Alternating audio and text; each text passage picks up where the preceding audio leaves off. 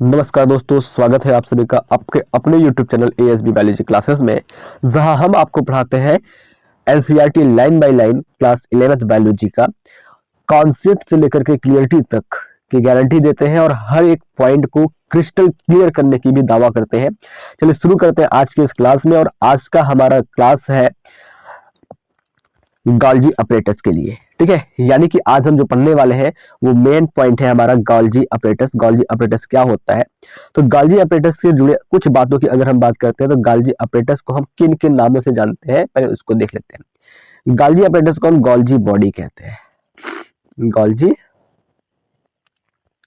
Body कहते हैं, ठीक, समझ में आया।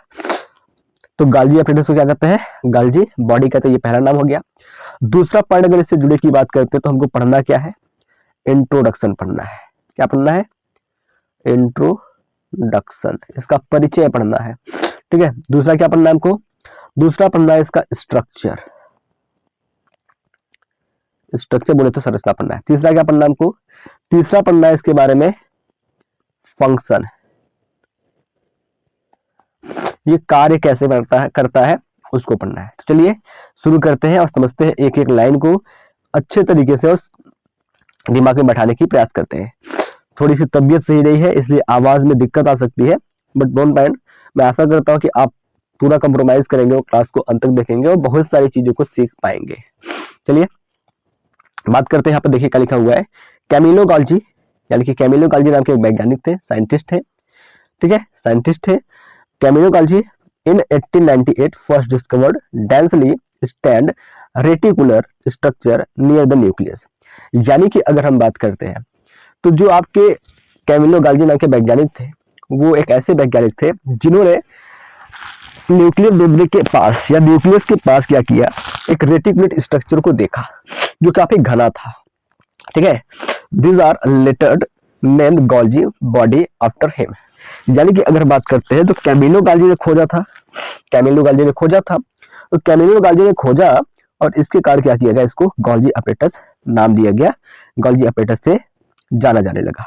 दे consist of many flat disc shaped sac and cisternae of 0.5 micrometre to 0.1 micrometre in diameter.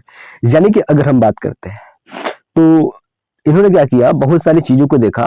क्या देखा इन्होंने, बहुत सारे डिस्क शेड स्ट्रक्चर देखे जिसको सिस्टर्नी कहा गया, जिसकी साइज 0.5 से लेकर के 1 माइक्रोमीटर इन डायमीटर थी। यानी कि अगर हम बात करते हैं, यहाँ पर देखिए, यहाँ पर मैं आपको दिखाऊं तो सब कुछ क्रिस्टल क्लियर हो जाएगा। यहाँ देखिए ये यहाँ जो आपका डिस्क सेट बना हुआ है ना, ये डिस्क सेट बना हुआ है, ये बना हुआ है, ये बना हुआ है, ये है, यहाँ पर आपका ये जो बना हुआ है यही आपका डिस्क सेट सिस्टर्नी है। जो सबसे छोटी सिस्टर्नी है उसका जो साइज है वो क्या है, 0.5 माइक्रोमीटर, और जो सबसे बड़ा सिस्टर्नी है उसका जो साइज है वो है 1.0 माइक्रोमीटर इन डायमीटर। चलिए आगे समझते हैं आगे क्या चीजें हैं। देखिए यहाँ पर आपका गॉल्जी वेसिकल्स है जो टूट टूट करके अलग अलग कामों को करने का काम करता है, ठीक है। चलिए समझते हैं आगे की पॉइंट को, आगे की पॉइंट में आगे की बातों में क्या लिखा गया है, क्या समझना है आपको, उनको समझते हैं। दीज आर, ये सभी stalled parallel to each other. यहाँ पर देख सकते हैं बेटा कि सब कुछ क्या है, पैरेलल है, एक के बाद एक लगा हुआ है, ठीक है, एक के बाद क्या है, एक लगा हुआ है, सब कुछ पैरेलल है। वैरिड इन नंबर, यानी कि इनकी संख्या भी क्या होती है, वृद्धि होती है। पैरेलल लगने के साथ साथ क्या होता है, ये अपनी संख्या को भी बढ़ाने में हेल्प करते हैं, अपनी संख्या को भी बढ़ाते हैं। तो varied in number of cisternae and present in Golgi complex. तो अलग अलग गॉल्जी कॉम्प्लेक्स के अंदर जो सिस्टर्नी की नंबर होती है वो वैरी करती रहती है, बढ़ती रहती है। द गॉल्जी सिस्टर्नी, यानी कि गॉल्जी काय की जो सिस्टर्नी होती है, are concentrically arrange near the nucleus.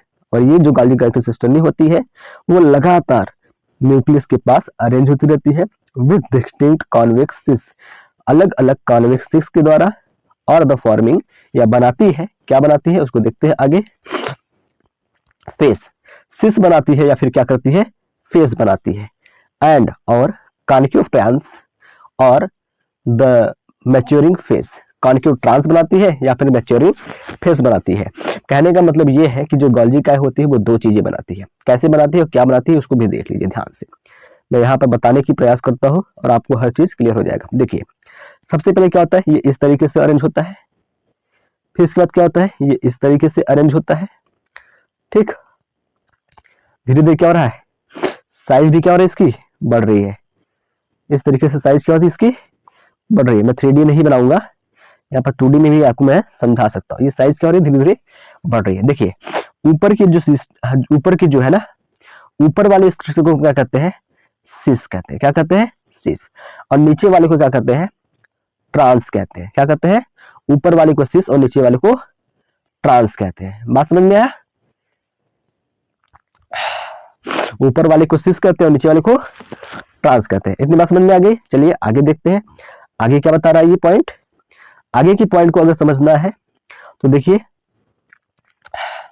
The cis and trans face are organelles are the entire different but interconnected. जो सिस होता है, जो ट्रांस होता है, वो सब क्या होते हैं, डिफरेंस होते हैं। ये सिस, ये ट्रांस, ठीक है, सिस ट्रांस क्या होते हैं, डिफरेंस होते हैं, बस क्या होते हैं, सबके सब एक दूसरे से इंटरकनेक्ट होते हैं, एक दूसरे से जुड़े हुए रहते हैं। बात समझ में आया, तो आगे की पॉइंट को समझते हैं। अगर ये बात समझ में आ गई होगी तो आगे की पॉइंट भी आपको क्या होगी, बहुत आसानी से समझ में आ जाएगी। ठीक है, जस्ट थोड़ा सा वेट कीजिए, मैं इरेजर बड़ा कर लूं और सब चीजों को मिटा करके फिर मैं आपको समझाने की प्रयास करता हूं। ठीक है, देखिए आगे क्या लिखा हुआ है कि गाल्जी operators principally perform a function, यानी कि अब बात करते हैं इसके फंक्शन की। तो क्या कर रहा है कि गाल्जी ऑपरेटर्स प्रिंसिपली परफॉर्म यानी कि मुख्य रूप से ये कार्य करती है। ठीक है, आप पैकेजिंग, पैक करने का, मटेरियल्स को, टू डिलीवर, पहुंचाने का, एंटायर द इंटरसर्कुलर टारगेट्स और secreted outside of the cell, यानी कि ये मटेरियल को पैक करने का काम करती है और पैक करके ट्रांसपोर्ट भी करती है सेल के बाहर। मटेरियल टू बी पैक, यानी कि जो मटेरियल पैक होते हैं in the form of vesicles from the endoplasmic reticulum fuse with the cis phase of the Golgi apparatus and move towards to maturing phase। कहने का मतलब ये है कि जो मटेरियल पैक होते हैं वो क्या होते हैं, वेसिकल्स के रूप में पैक होते हैं जो एंडोप्लाज्मिक रेटिकुलम के साथ फ्यूज करते हैं। ठीक है, और फ्यूज करने के बाद क्या होते हैं, बाहर की ओर चले जाते हैं। ठीक है, दिस एक्सप्लेन, ये बताता है why the Golgi apparatus remains in the close association with the endoplasmic reticulum। और इससे ये पता चलता है कि जो एंडोप्लाज्मिक रेटिकुलम है या जो गोल्जी बॉडी है वो दोनों पास पास क्यों रहते हैं। तो पास पास क्यों रहते हैं, क्योंकि गोल्जी वेसिकल्स बनते हैं, एंडोप्लाज्मिक रेटिकुलम के साथ जुड़ करके वो बाहर चले जाते हैं। ठीक है, आगे बात करते हैं अ नंबर ऑफ प्रोटीन्स, यानी कि प्रोटीन की बहुत बड़ी संख्या सेंसाइज निकलती है बाय द राइबोसोम के द्वारा ऑन द एंडोप्लाज्मिक रेटिकुलम पर आर मॉडिफाइड, बदल जाते हैं in the cisternae of the Golgi apparatus before the release from its trans, यानी कि एंडोप्लाज्मिक रेटिकुलम से बहुत सारे प्रोटीन निकलते हैं और प्रोटीन क्या होते हैं, बदल जाते हैं सिस्टर्नी में गोल्जी बॉडी के। उसके बाद में क्या होते हैं, वे रिलीज होते हैं ट्रांस फेस में। Golgi apparatus is the important site of the formation of glycoprotein and glycolipid. कुल मिला करके आपका जो मेन पॉइंट है आपको यहाँ पर रखना है याद कि जो गोल्जी प्रोटीन होता है वो और जो ग्लाइकोलिपिड होता है वो गोल्जी बॉडी द्वारा सीक्रेट होता है। तो मैं आशा करता हूँ कि सारी चीजें आपको अच्छे से समझ में आ गई होगी।